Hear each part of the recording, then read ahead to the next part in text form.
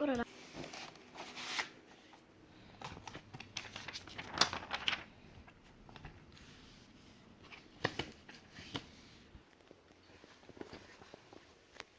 Ma compra pure un salvaschermo. Perché? È solo graffi.